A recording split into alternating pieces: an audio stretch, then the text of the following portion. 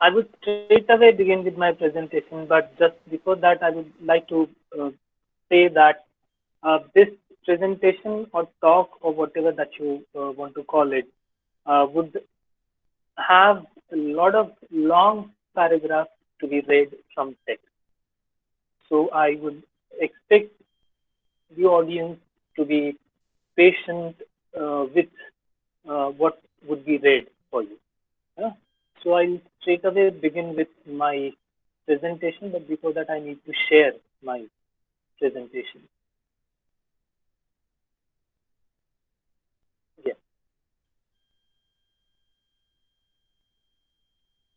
Is the presentation visible? Okay. Yes, Yes, Yeah. yes.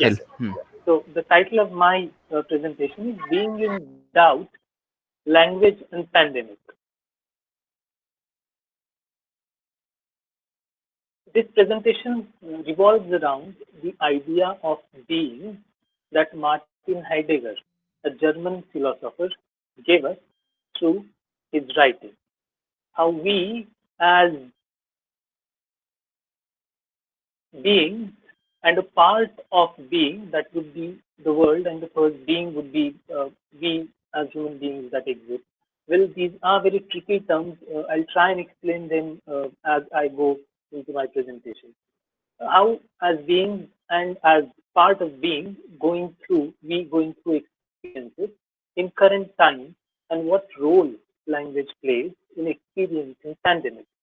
How, in spite of being locked or latched in houses owned, rented, or places provided by government to us, we, beings, experience pandemic.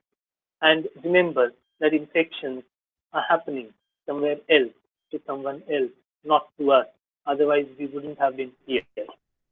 And what this phenomenon has been doing to the various groups, social groups, and individuals who are distant to us in space. How is it that with the popularity of term like new normal and the talk revolving around, everything is going to change and has changed for us? Certain practices like targeting particular social groups that are considered minor, not minority. Again, remember that as entities with fearsome power and unaccountable or uncountable money are to a minority. They are not many. So we did not confuse between these two terms, minor and minority. Okay, how propagating nationalism and looking at poor or in this situation migrant workers with disdain continues, apart from in spite of people talking about new normal. uh, These are some of the things that have been going on, and even in pandemic situation they continue to be there. Okay, I'll try to crawl into this presentation explaining concepts and their relations to pandemic situations. But before I begin doing that, I would like to read from a text.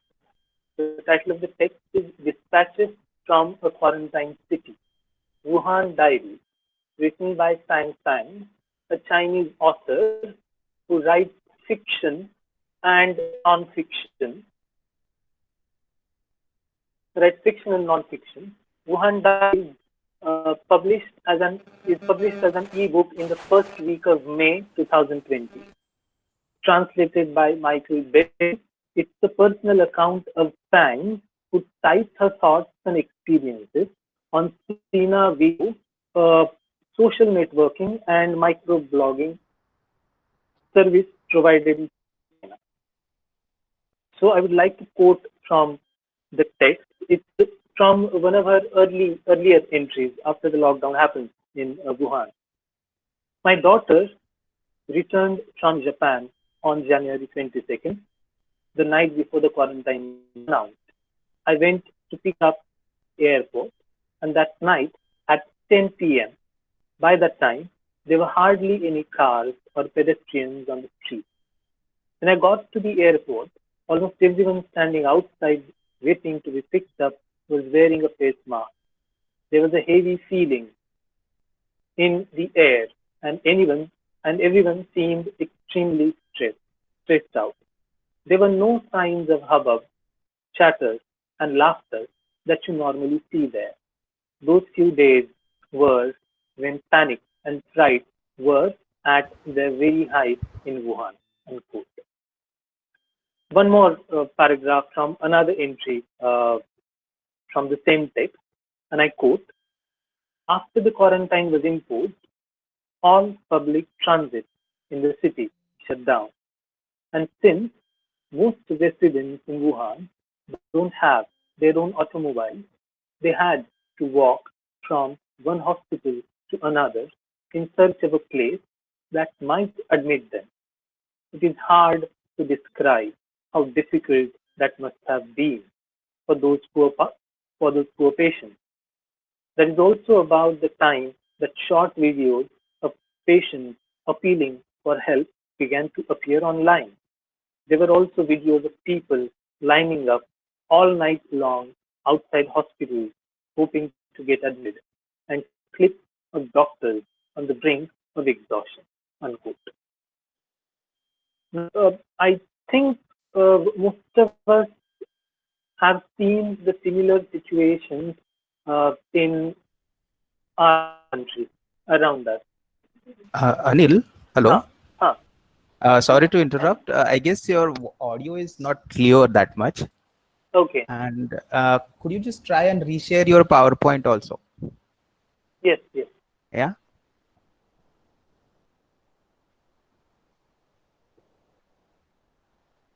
Is it Yeah. visible now? Yeah. And put it on Okay. slideshow mode, I guess. No, I'm reading some other texts also, so I cannot put it on Okay. slideshow mode because I'll find it difficult to Acha. read through the other text. Yeah. Okay. And if again the presentation goes, please let me know.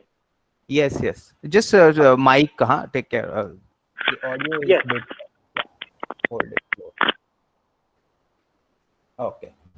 Thank Okay. you. So I think most of us have received video clips on WhatsApp or on other social networking sites, and also we got to know about situations of people through newspapers, news channels, and also from various online journals. Also, people would call you up and tell their own stories. So, more or less, the situations are similar. Okay, so now let's move to what Heidegger means by being, because in this situation, uh, we somehow have started thinking about ourselves and the world around us because we do have a lot of time on hand. And I don't think it's the kind of thinking that goes on in everyday life.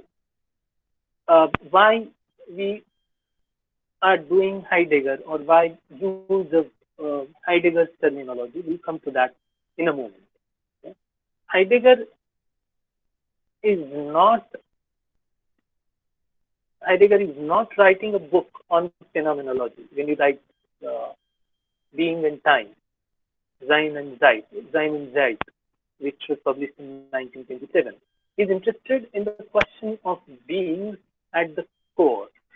It's a question of being.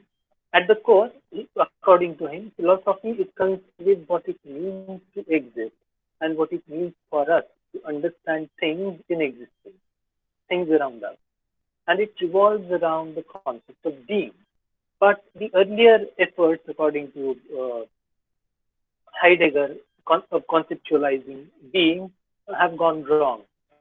He references to uh, Aristotle, Plato, and some other philosophers who would try and think about what being means. But also, he mentions that at this time people considered that we already understand what being means. So his entire attempt is trying to understand what is being, what is to be. The question for Heidegger is not about being itself, but it's about the meaning. What do we mean by being? Being, as he mentioned, is a verbal form. We use in speaking, in English, for example. Just as eating, the act of eating indicates the continuing of the action expressed by the verb to be. I am eating, for example. Being indicates the continuing of the action expressed by the verb to be. However, the noun being is a part of the verb to be. The entire uh, process of existing to live. We have we have human beings who become examples of that existence. If it is a human that is thinking of the question of being the way we are trying to do it now, the human individual being can qualify to be investigated as it is the verb to be becomes perceivable in a human being. Human, thus, for Heidegger or other entities too, becomes the there of being, being present there. The Sein, that's what he would call it. The Sein means the self as the there, da, of being Zen. This is where an understanding of being erupts into an actual being. Now, he also talks about this idea of being in the world or being in something. Now, being in the world captures various dimensions of what it means for design to be. For example, we as human beings exist in this world, we are in this world, and we exist in various modes with other beings. So, being in would mean being in something else. And he gives some examples. For example, as water is in the glass, or water is in bottle, is in the closet.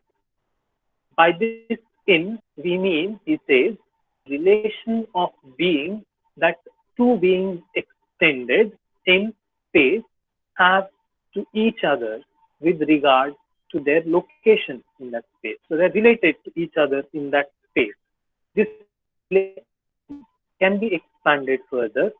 That is the bench in the lecture hall, or the lecture hall is university, or the university is the city, and so on until the bench is in the cosmos. These beings, whose beings in one another can be determined in this way, all have the same kind of being, that of being present as being occurring within the world, occurring for each other, being for each other in the world. Now, he also says that the design is a being which I myself I am, being in this case mine. Now here, design and its existence, its continuation to exist in this world, in whatever format, whatever mode, in each case, it's me and it's mine. These are my experiences. Now, existence is a continual engagement with being and beings.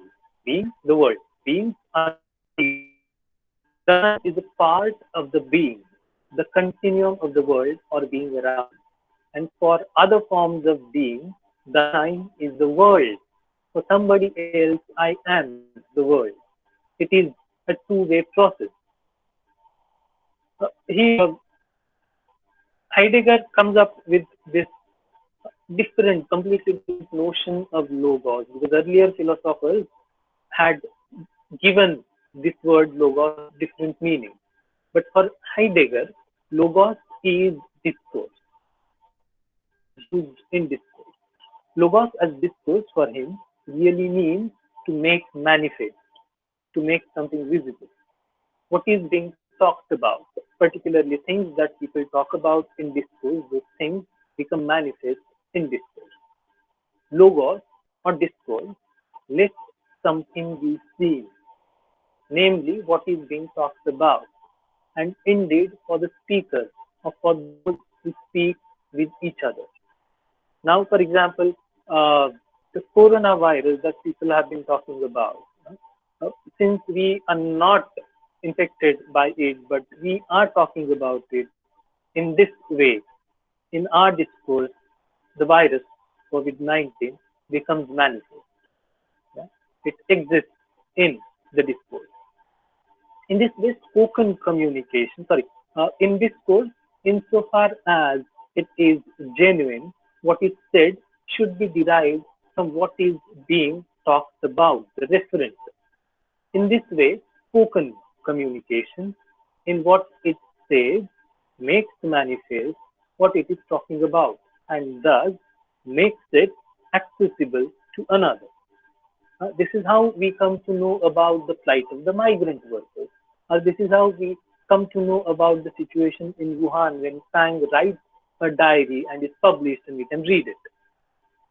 Though not all discourse exists to make manifest, to let something be seen by indicating it. Well, we also need to think about time because the book is about being in time. Since we have talked about being, now a quick view at what role time plays when it comes to being, and why Heidegger talks about time. Now, for Heidegger, time is also temporality, and for him, this time or this temporality has to be separated from what Aristotle to Henry Bergson would conceptualize time, the way these people conceptualize time. For him, time is completely different from that. We come to know about it. Temporality or time Heidegger considers as the meaning of the being of the Sein. It is a mode of temporality. Whatever Dasein tries to understand, whenever Dasein tries to understand being, it does so with time as the horizon of its understanding. So time puts being into a particular horizon. So the being or the Sein is in a certain sense time bound. He also calls it historicality. Time regulates the being of the Sein and gives it historicity. Historicity brings in traditions that the Sein might not even notice regulate its being. So, if the temporality of being is regulated, it becomes historicized. And with being historicized, the being also entails certain traditions. And the Sein, knowingly or unknowingly, uh, takes on these traditions historically. And what he says for this, particularly about historicality and temporality and the traditions that come with it, is something very important and something that we can relate to even now. So I quote from the text. Our preparatory interpretation of the fundamental structures of the Zen with regard to the average kind of being which is closest to it will make manifest, however, not only that the Sein, that existence, is inclined to fall back upon its world, the world in which it is, and to interpret itself in terms of that world by its reflected light, but also that the Sein simultaneously falls prey to the tradition of which it has more or less explicitly taken hold. When tradition thus becomes master of the Sein, it does so in such a way that what it transmits is made so inaccessible proximally and for the most part that it rather becomes concealed. So again, to give you an example, the attitude towards the migrant workers, looking down upon the migrant workers, or looking down upon a particular social group, shows the Sein having entailed or assimilated these traditions that are historically or historicized, that are temporal. And that's how the understanding of being, of these beings, come into existence. Now, when tradition, sorry, we're done with this. Okay, so the next one. When tradition thus becomes master, again, this is a quotation from the text. When tradition thus becomes master, it does so in such a way that what it transmits is made so inaccessible proximally, and for the most part, that is rather becomes concealed. Tradition takes what has come down to us and delivers it over to self evidence. We take it as a self-evidence. We think of it as a natural phenomenon, natural thing. It blocks our access to those primordial sources from which the categories and concepts handed down to us have been, in part, quite genuinely drawn. And a very good example of this would be the caste system that exists in India. The way why it was done, the way it was done, and in spite of knowing that it's not a good practice, the caste is practiced all over India in various ways. Okay, so we move on. And this understanding of being and its relation to time has important bearings on our understanding of being and design in design, we are historicality now. Now, if our experience of being in the world is affected by COVID-19, it becomes important to think of how do we associate, how do we associate with the world we are in, and the being and entities into that are not manifest to us as we are in a lockdown. How do we do it? How do we associate with people? How is society even possible if we are not expected to socialize? Thus, to think of possibilities of association, let's first try to see how is society possible according to George Simmel. Simmel to write in early 20th century. He was not very popular when he was writing. There were other sociologists, other thinkers who were popular, and his texts were read and studied by students and taught in the universities. But George Simmel was, or he's one interesting thinker, sociologist that we need to read. He comes up with the elements in society which are not generally talked about in sociology. For example, he talks about stranger, which we are going to talk about uh, in coming moments. Okay, so George Simmel. George Simmel, in his 1908 writing, How is Society Possible, tries to explicate the working of coming together of people, or to use the terms we discussed just now, being in the world, of being, how people come together, how people associate. And to answer the question, how is society possible, George Simmel uses the analogy of Immanuel Kant's ideas, or the question that Immanuel Kant tried to answer, how is possible. Now, Immanuel Kant writes this text called Critique of Pure Reason, in which he tries to explicate how we as human beings or consciousness perceive things. Immanuel Kant, the question was the representation of nature as the mind assembles, orders, and shapes sense perception. So our mind shapes our sense perceptions, and our sense perceptions sense the nature of the world around us. And it is synthesized through our faculty of mind. That's how we make sense of things around us. These perceptions of color, taste, sound, touch pass through our consciousness and become nature through the activity of mind, which combines them into objects, substances, and attributes, and causal connections. In what Simmel calls society, there too we come across various individual elements like sense perception, isolated, and are synthesized into the unity of society by means of a conscious process which correlates the individual existence of single element with the other using certain forms and rules. Now, in this case, when the society is formed, there are various people, various consciousnesses which come together. They decide certain rules and they try to associate with each other. However, the difference between unity of nature and unity of society is that the unity of nature is possible through observing subjects exclusively on the basis of sense materials.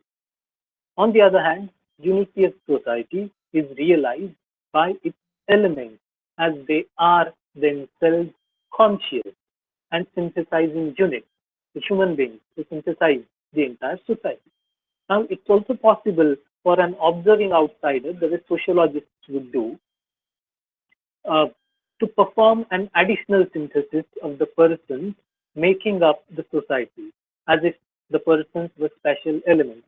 But society does not need an outside element, something else, to formulate it or to synthesize it. It synthesizes itself. Okay, now with this, the formation of society, he talks about social types, social elements. And one of the social types that he talks about is stranger. And I thought that this idea of the stranger as a social type is important, again, to talk about what's happening with migrant workers. So I'm going to read short uh, quotations from the text. And here, what Simmel says is interesting. If wandering, roaming, considered as a state of detachment from every given point in space, is the conceptual opposite of attachment to any point. Then, the sociological form of the stranger presents the synthesis, as it were, of both these properties. A stranger or a migrant worker can feel or experience the attachment and detachment at the same time, or cannot be attached or detached at the same time to his native place or to the place to which he has migrated or she has migrated. For Simmel, the stranger is an element of the social group, an element whose membership within the group involves both being outside it and confronting it. Again, the example of migrant worker for us in India becomes important here because we know that how these migrant workers are being treated in this condition, plus at the same time the kind of politics of the region and language that takes place in Maharashtra does not consider a migrant worker or a stranger kind of part of its society, association. Now, objectively, sorry, again, the next quotation, what he talks about stranger. Objectivity can also be defined as freedom. According to Simmel, these strangers have certain kind of objectivity of looking towards society or association. The objective man is not bound by ties which could prejudice his perception, his understanding, and his assessment of data. This freedom, which permits the stranger to experience and treat his close relationship as though from a bird's eye view, contains many dangerous possibilities. From earliest times, in uprisings of all sorts, the attacked party has claimed that there has been incitement from the outside by foreign emissaries, the agitators. Insofar as this has happened, now he talks about conflict here, insofar as this has happened, it represents an exaggeration of the specific role of the stranger. He is the freer man, practically and theoretically. He examines conditions with less prejudice. He assesses them against standards that are more general and more objective, and his actions are not confined by custom, pity, or precedent. Now, to this, he gives the footnote. He will give the footnote, and reading that footnote is also very important.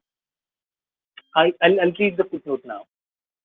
Where the attacked parties, that is referred in the text, where the attacked parties make such an assertion falsely, they do so because those in higher positions tend to exculpate inferiors who previously have been in a close solidary relationship with them.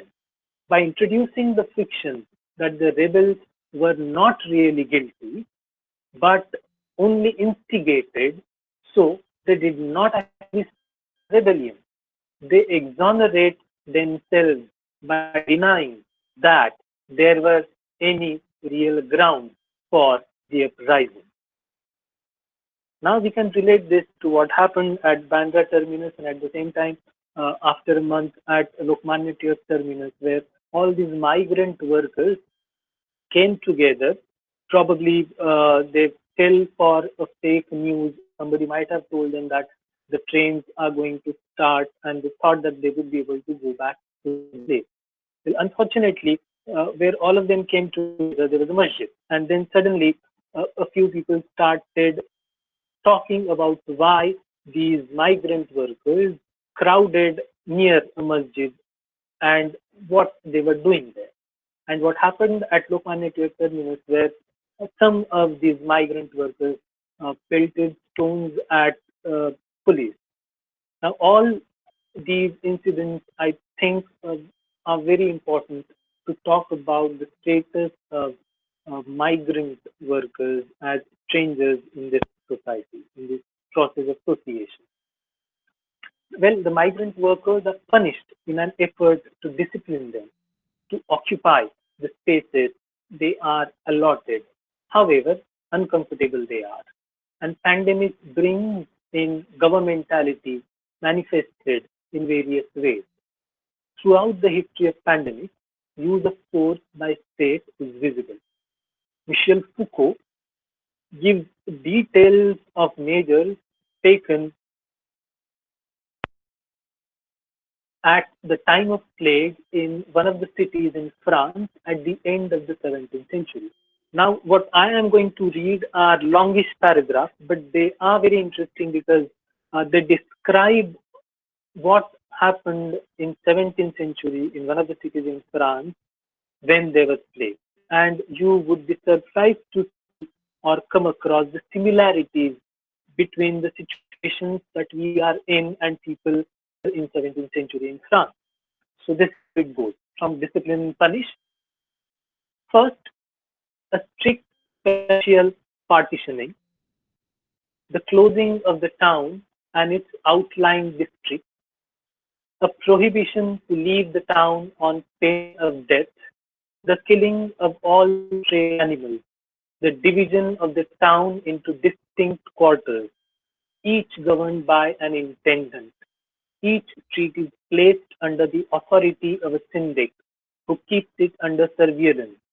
If he leaves the street, he will be condemned to death. On the appointed day, everyone is ordered to stay indoors. It is forbidden to leave on pain of death.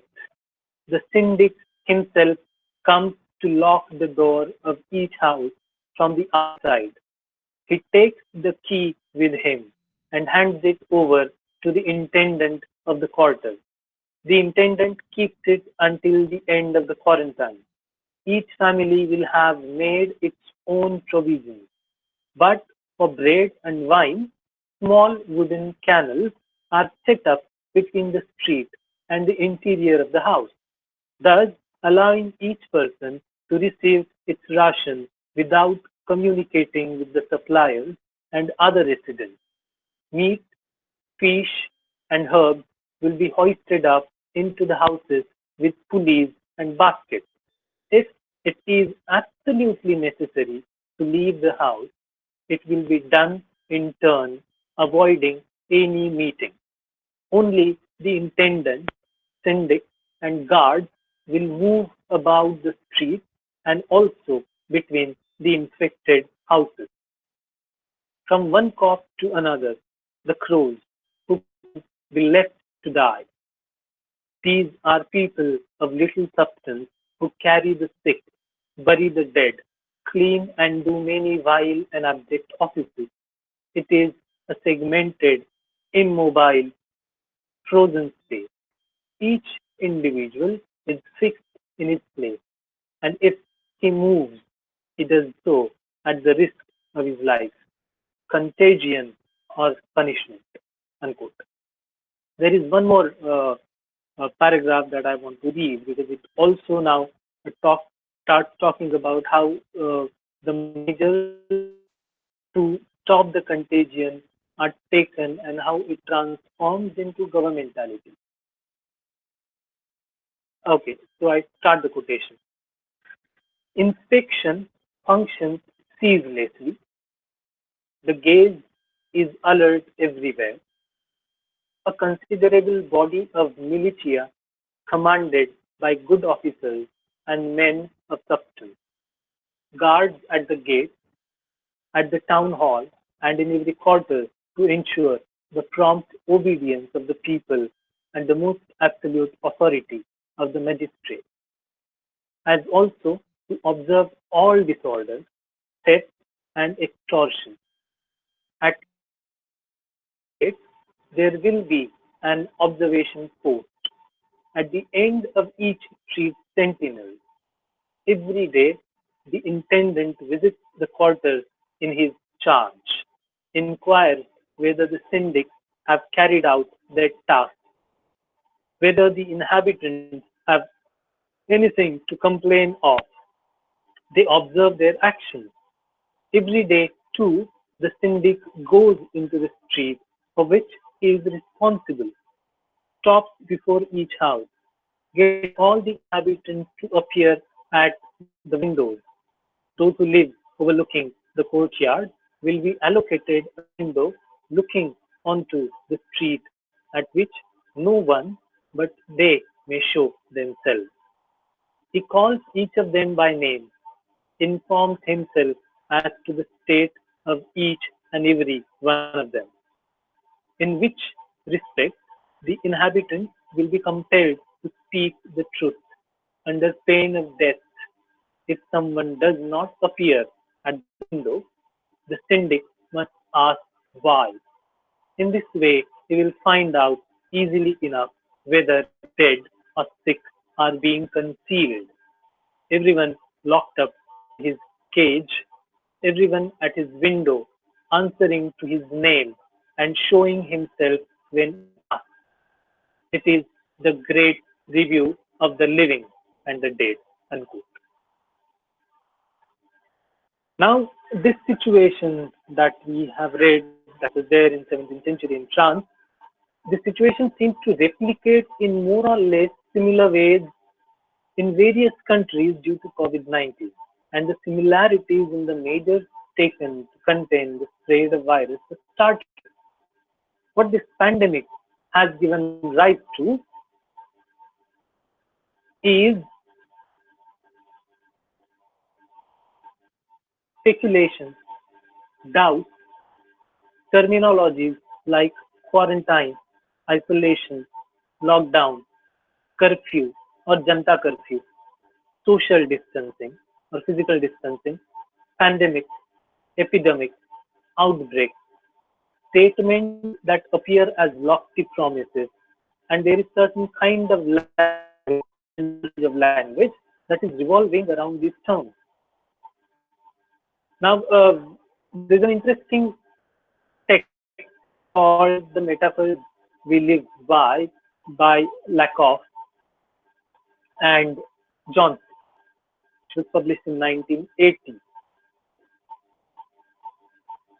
There, they talk about how metaphors exist around us in our life, in our daily life, in our language. So mostly metaphors are looked at as poetic devices by people. Poetic devices, something that belongs to non-ordinary usage of language. They are never looked at as parts of actions or thoughts of our life. But as George Lakoff and Mark Johnson claim, metaphors are pervasive in everyday life. They exist in our everyday life. Our thoughts and actions are metaphorical in nature. For example, we have been talking about fighting against and war against COVID-19. The doctors and government officials are called Corona warriors. Our Honorable Prime Minister, Mr. Narendra Modi, in one of his speeches, stated, and I quote, Mahabharat war took 18 days to conclude. The war against coronavirus will take 21 days. Unquote. Obviously, the war against COVID-19 has not ended yet, however promises they have made. So he also, Narendra Modi also called people, including migrant workers, disciplined soldiers for enduring the lockdown pain. A digital portal, covidwarriors.gov.in, has been introduced. Now, the use of this vocabulary or metaphors from military distorts the reality and scientific caution needed to deal with COVID-19. The healthcare workers, in the absence of personal protective equipment, are supposed to put themselves at risk as they are warriors. And the protest of healthcare workers against the unsafe working conditions is seen as unpatriotic. War metaphors in this situation are used to veil the systemic failures to contain the spread of the virus. An article published in the Karwa, a journal of politics and culture. The title of the article is Members of Prime Minister's COVID-19 Task Force say lockdown failed due to unscientific implementation. This is the title of the article, written by Vidya Krishnan and Athira Konikara. It's published 19th May 2020, yesterday. And I would like to quote from it. Now, this is how it goes. On 17th May, for the third time, lockdown in India is extended without seeking scientific inputs from the National Task Force constituted to advise the central government on its pandemic response, according to the multiple members of the team of scientists. That's what they are saying. Second member of the task force said that the center had failed in containing spread to multiple sites in the country. Failure on political and administrative front in providing social services to people under lockdown and migrants, failure of risk communication and countering stigma. He also condemned the police high-handedness and the delays in contact tracing, unlike Kerala. Kerala has done it fabulously well. They have managed to curb the spread of the virus. Okay, the task force, again, this is what the article says. Task force epidemiologist was also very critical of a mathematical model presented by Vinod Paul, the chairperson of the task force and a member of NITI Aayog.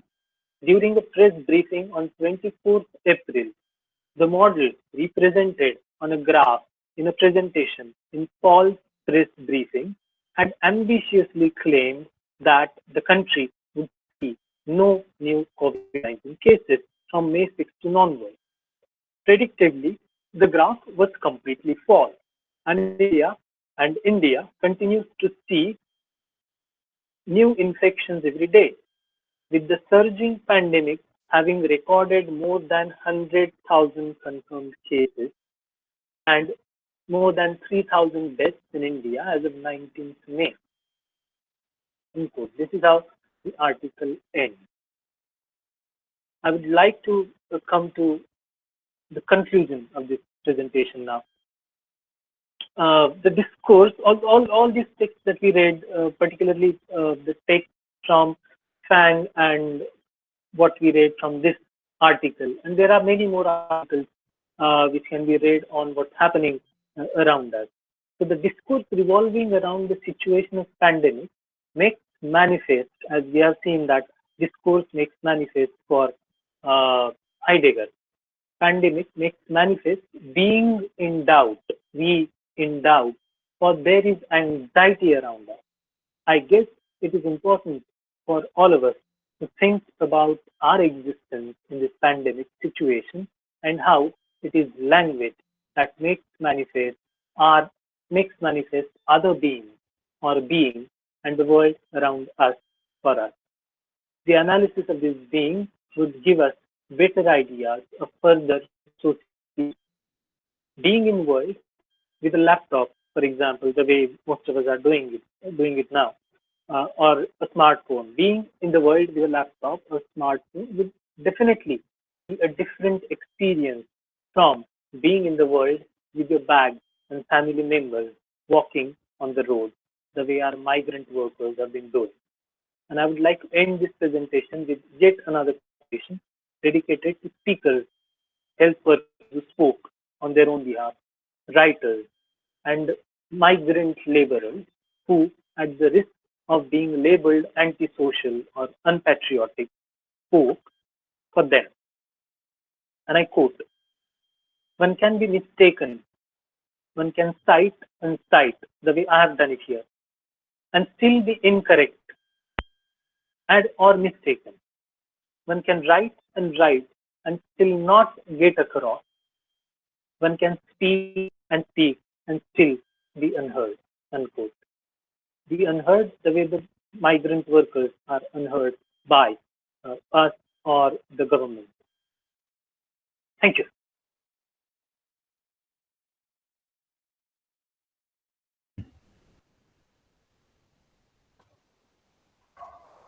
Hello. Yeah. Yeah. Thank you for your interesting presentation. I would request the audience if you have any questions, comments. Now is the time to put them forth.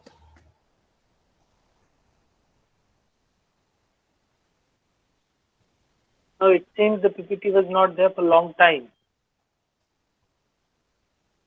No, actually, yeah. No, in the beginning, I guess. That was. I think it's a common topic and a lot of scope for discussion or questions.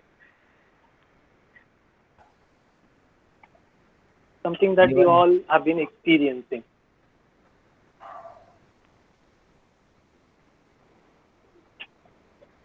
It was so wonderful to listen to you, sir. Anil, sir. Yeah, yes, sir. Yeah, very beautifully presented, sir. Thank you.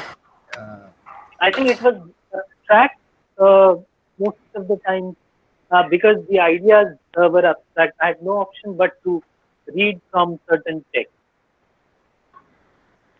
Yeah. In the last, sir, you brought our attention towards the strangers, the workers, their situation there. Yes. And no one is there from government side, to listen to them, listen to their ordeal. Huh. With reference to current media, I would like to tell you one thing, that almost there is polarization as far as media is concerned, Indian media is concerned. Yes. Instead of questioning our government, the current media is questioning to the opposite party and the people who are raising their voices against government. Huh. But there is one exception, like channel like NDTV and Yes. journalists like Ravish Kumar. They Huh. are continuously, taking up these issues, and if we can readily discern this, difference and polarization. 9 p.m. every day, 9 p.m. we have prime time show. Huh. So one can readily understand this thing, bipolar thing. That on the one hand you have, channel like NDTV, they are showing the, actual condition on the ground, and on the other hand there are many channels who have been, working like a stooge to the government. But sir, you beautifully presented in the beginning. You tried to explore the concepts like being and design, as you pointed out. I really like your presentation since you tried to base it on the philosophical foundation. Yeah, there is a question from Nupur Shah. Anil, can you say it in the comments? Is it? It's a comment, I guess. Was it a question or a comment? Because he was not audible. His voice was not clear. No, no, Anil, Arjun sir's comment is there is a comment in the comment box by Nupur Shah. Okay. Doesn't the idea of Foucault's virtualized panopticon become relevant in a bid to counter the spread of the virus, thus legitimating radical governmentality? Is there a way out? What with Arogya Setu becoming compulsory? Now, that's what I was trying to say when I quoted that entire paragraph from Foucault's Discipline and Punish. And he is talking about the plague and how government uses plague as, in fact, I have shared one quotation from the text which I haven't read. I don't know how many of you read. See, in this presentation, is the presentation visible? Yeah, yeah. So, the third point where Michel Foucault talks about or starts the quotation with plague. The plague, surged as a possibility at least, is the trial in the course of which one may define ideally the exercise of disciplinary power. In order to make rights and laws function according to pure theory, the jurists place themselves in imagination in the state of nature. In order to see perfect disciplines functioning, rulers dreamt of the state of plague. Now, to move from the society of discipline, because what he is talking about was the society where disciplining their subjects or the citizens was practiced. Now, what we have is the controlled society. Arogya Setu, something like Arogya Setu, it has access to all the data that you have in your phones, in your smartphones, would definitely control you, not just discipline you. Control is a step further from disciplining. So I think that panopticon in that sense becomes virtualized panopticon in that sense becomes very, very relevant in today's time, and apps like Arogya Setu would definitely be used by the government for its effects of governmentality to control the subjects. Yeah. Not just that, the same thing happened with Aadhaar card when people had to get their Aadhaar cards done and give the fingerprints and retina scans and everything. And all is connected to your bank accounts. Yeah.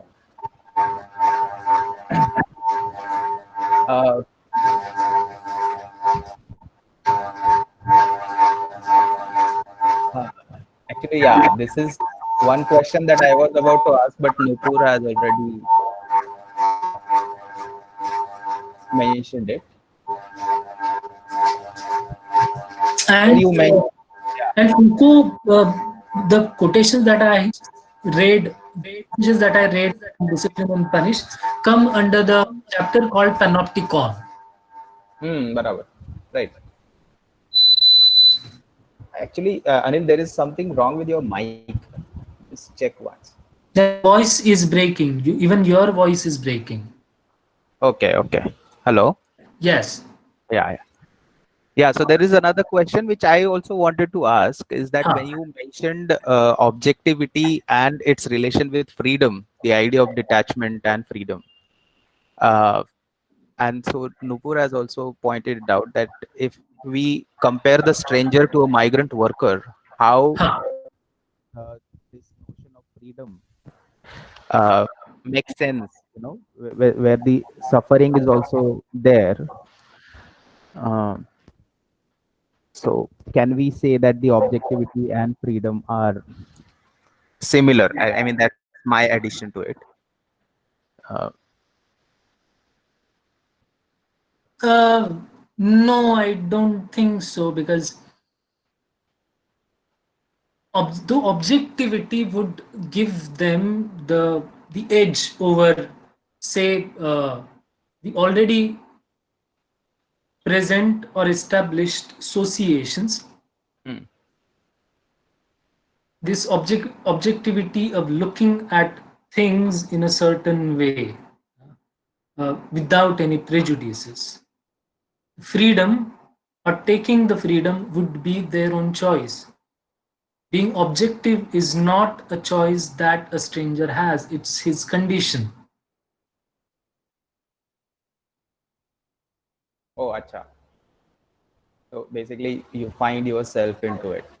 Yes, you find yourself into it. Whereas the freedom is a choice, whether you want to be attached or to be detached. There is this extra layer Hmm. to an element, stranger as an element of society or association, that even if he has the freedom as a given, because he is not attached or not detached, or at the same time attached and detached to the native place as well as to the place he migrates or she migrates to, but there is an extra layer where the freedom has to be exercised.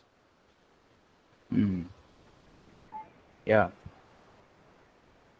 I think we also have to think about the political obligation that comes up with this.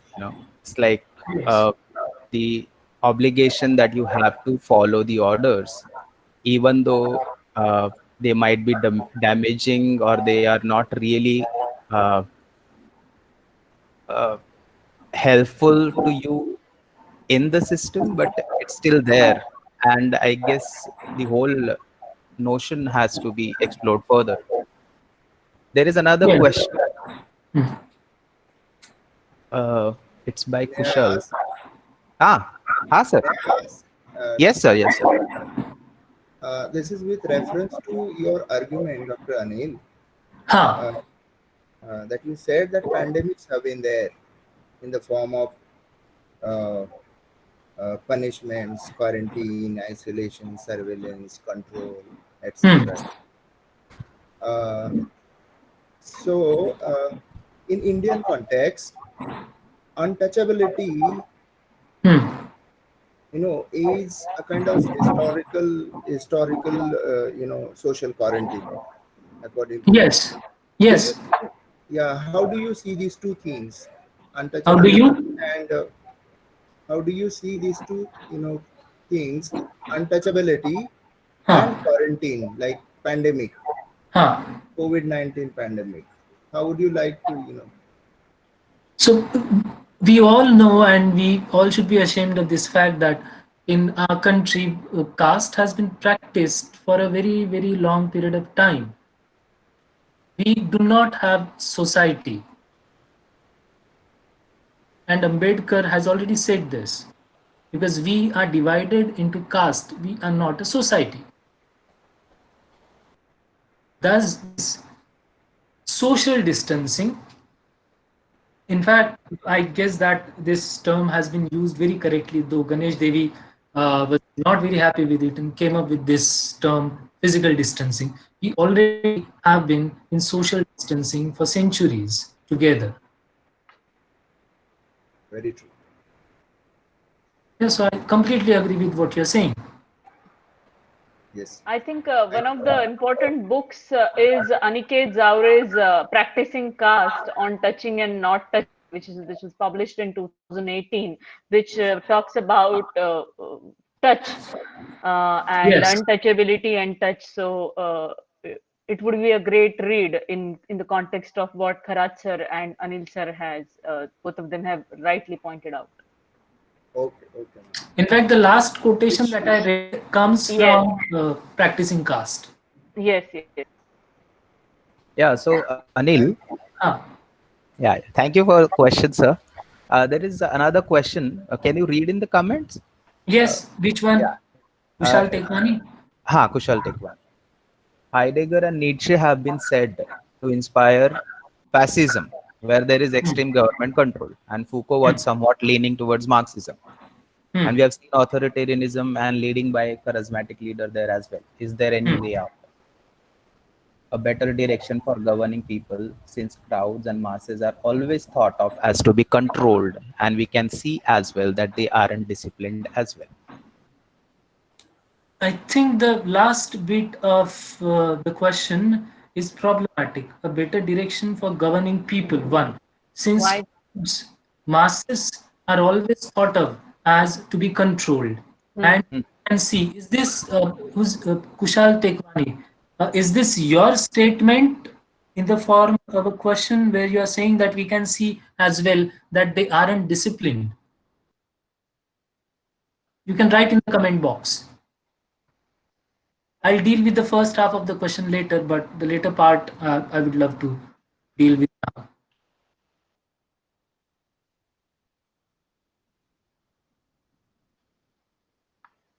Mr. Kushal,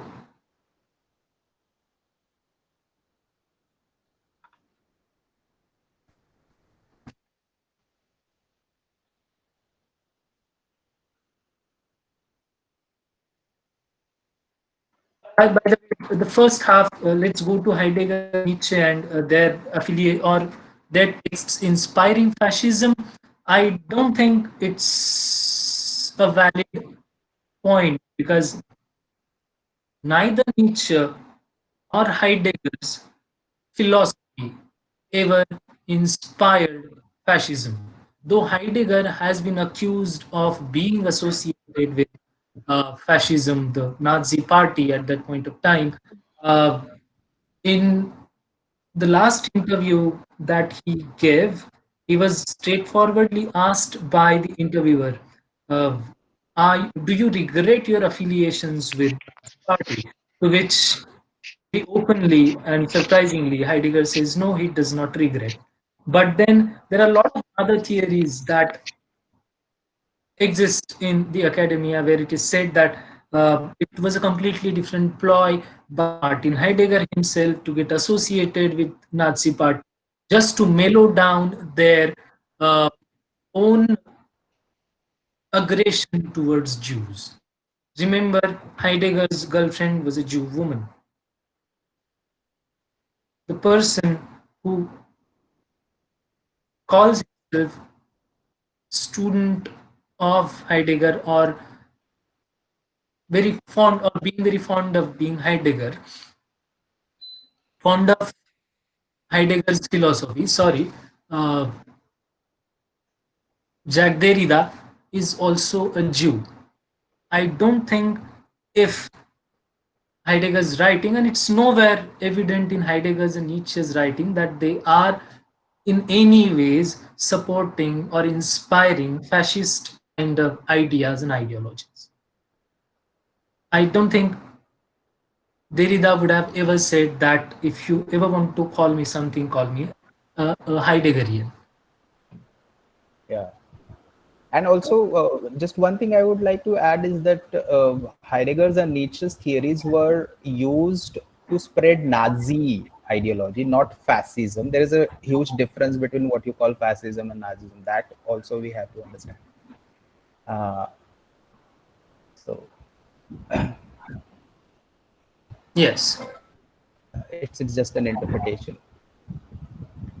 Yeah, and I think most of the philosophers who were writing in 1960s, because and even after that, were very fond of the way Heidegger wrote.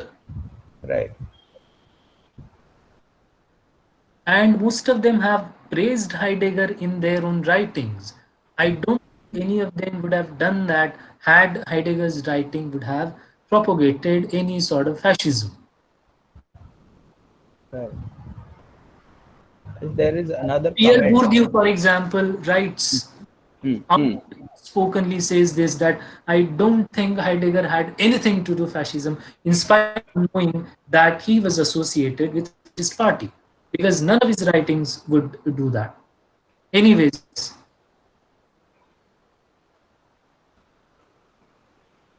Right.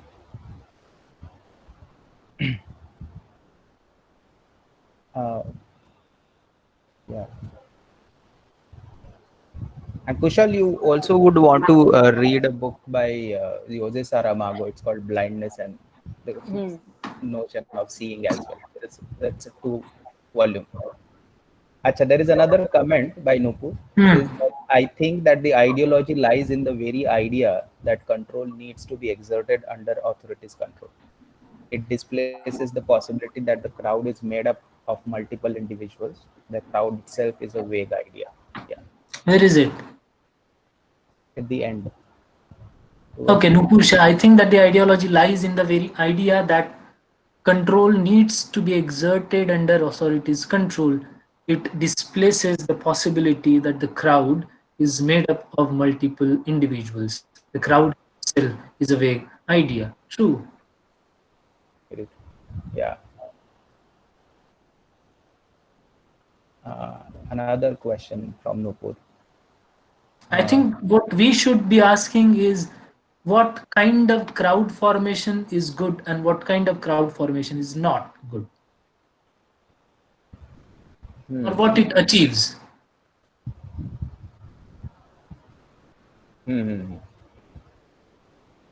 Because people crowd in cricket stadiums as well. When you say that being is to be, Yes. and then another question is there. When you say that being is to be continuously, does this moment when time seems to have been stopped lead to feeling of hollowness most of us are currently experiencing? Where is it? Uh, Yeah, when you say that being is to be, yes, that's what Heidegger says, continuously. But then Heidegger also brings in time and says that it has its own temporality.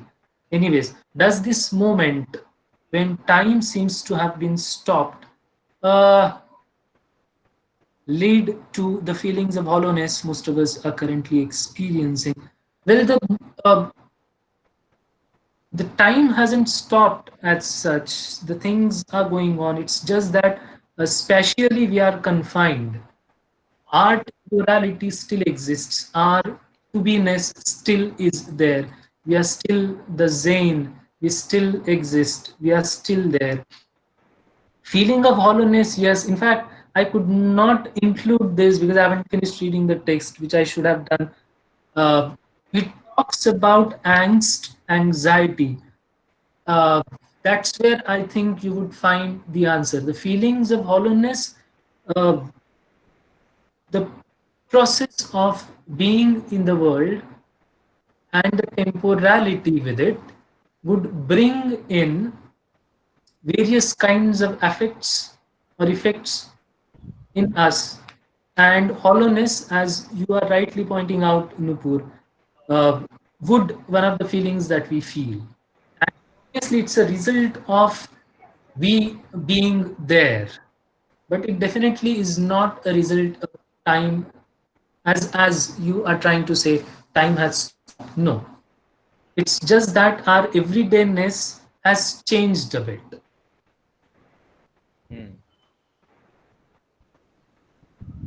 Yeah. I wanted to include that, but I couldn't because, anyways, that would make it more interesting because it talks about death as well as angst. We talked about angst, right? Yeah, The yeah. other day. Another question is there from Shreya. The idea of Dasein and Jasper's idea of existence.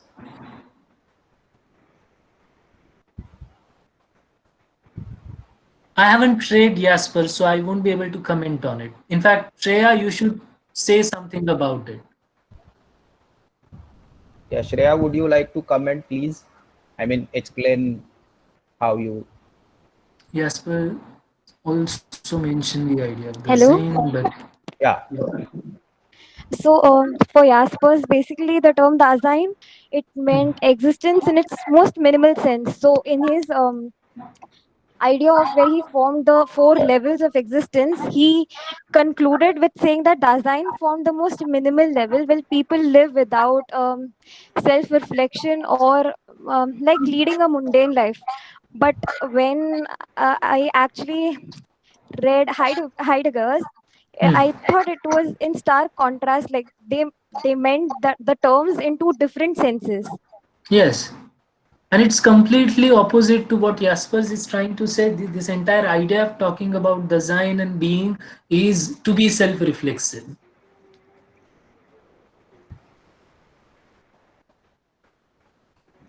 Yeah. Hello. Yes. Ah, please put the topic slide on the screen. Gone? Yeah, try to present it again, please.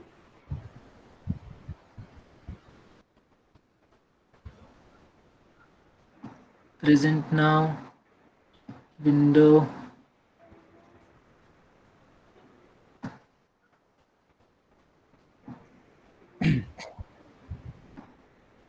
Yes. Hmm.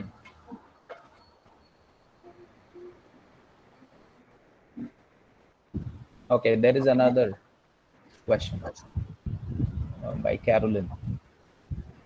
Is it visible to you? Yes. The concept of being is something we all look at very differently. Like what Shreya says, minimal. How do we interpret life in our contemporary mechanical lives? Well, right now, I'll just give you my example. Right now, I'm looking at all the mechanicalities of my life through Heidegger's idea of being.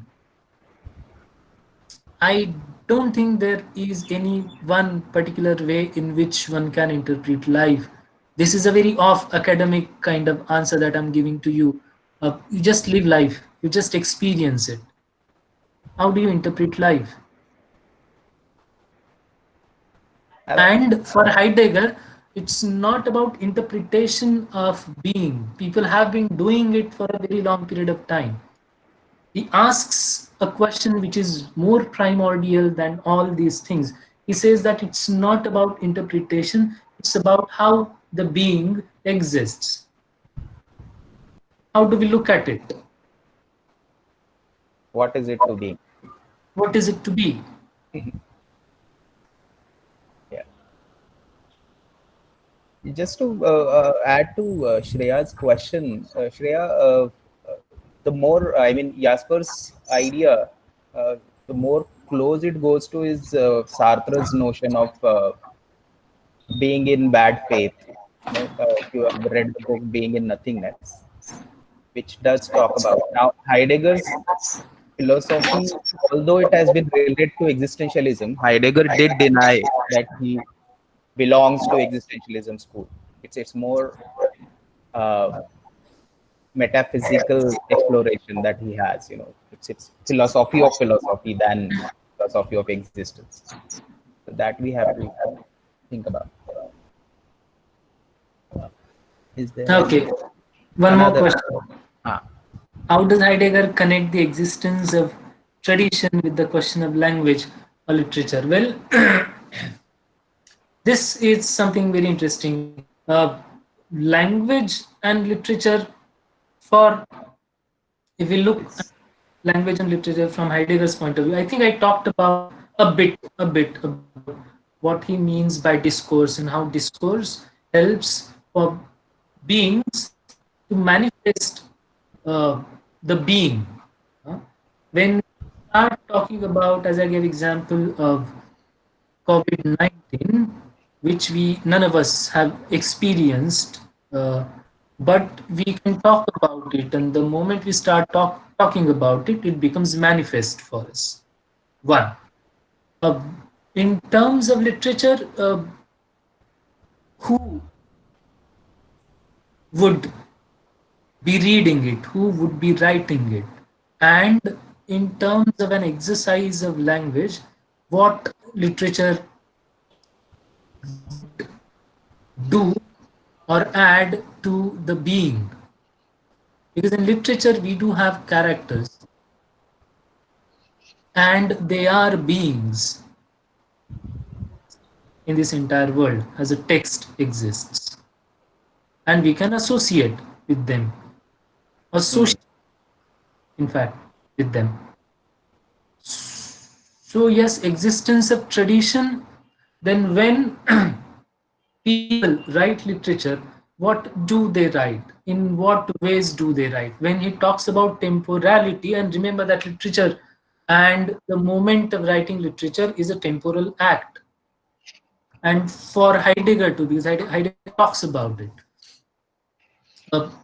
Tradition, if a being is historicized or historical because of its temporality, and has, because of that history, entails or contains certain traditions, knowingly or unknowingly, that's when we start reading literature, when we start analyzing literature, we try to find out the gaps in the language where we can say that this text is more leaning towards patriarchy, or we can say that this text does not believe in socialism. Now, all these approaches of reading literature, after close reading, after doing close reading of literature, and when you start coming up with your own analysis, it's possible to do it because there is a tradition which sips into the text through language. So I think that's how we can connect Heidegger, existence, temporality to language and literature. Hello. Hello, sir. Dr. Anil. Yes. So much have been discussed about European Western philosophy. I think we have discussed epidemic, COVID-19 Yes. pandemic with reference to European philosophy. Hmm. Is there any relation, or can we think about the idea of being and dazing from the ancient Indian philosophy? For example, for instance, I can see here the reference of dazing with the Indian philosophy, in Indian philosophy with the idea of soul. Okay, Hmm. and being as the world, the outside world, being can be associated with the body. So being dies, the being is subjected to death, but the dazing, that is soul, is immortal. That is what the Indian Hindu philosophy believes. I don't know. I haven't read Hindu philosophy. I have no idea what happens in Hindu philosophy or Indian philosophy for that matter. But I know that, and I've read about this. I haven't, uh, I, and I've heard about this, that people do compare some of the ideas from uh, Heidegger's writing to ideas that exist in Buddhism. I haven't read anything in Buddhism as well, but I don't think the Dasein can be compared to soul. I would like to add something here. Soul is an incorrect translation of the Sanskrit word Atman. So basically, in ancient philosophy, Indian philosophy, what Kharat sir is talking about, the word is Atman, which is the translation of Atman as soul is not a correct translation. So we also have to keep in our minds that Atman has a different context and meaning altogether than soul. and Aniket Zavre has pointed out various times the difference between these two and how they got translated into this Christian idea of soul. So this Atman has been translated as soul, which is the correct word is Atman actually, not soul.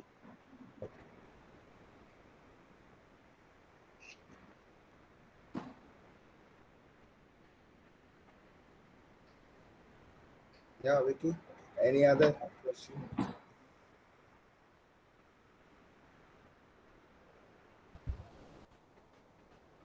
Anil, can you see the question? Yeah. So shall we Okay, propose? thank you. Thank you. Yeah, shall we propose vote of thanks as a formality? Yes. Yes. Thank you so much, Go Dr. ahead, sir. Anil sir, for your such a wonderful lecture. It was so lucid and beautiful presentation, sir. It was so pleasant to listen to your calm and composed voice. A beautiful presentation. In your presentation, you refer to many European philosophers and very beautifully tried to relate the philosophical conceptions with the current scenario.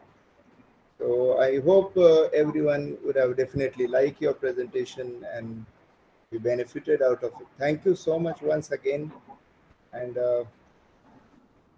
I hope the last lecture session number 4, you will enjoy and you will participate wholeheartedly. I thank you. I especially thank you, Dr. Jyoti Munde, Mapari sir, Dipna Rao, Anand Pimple, Jayan Ghorpade, Usha Kiran Tiwari, Kavita Patil Madam, Vidisha Bagul, Grishma Khobragade sir, and all my dear students and participants. Thank you once again. Stay safe, Thank you, sir.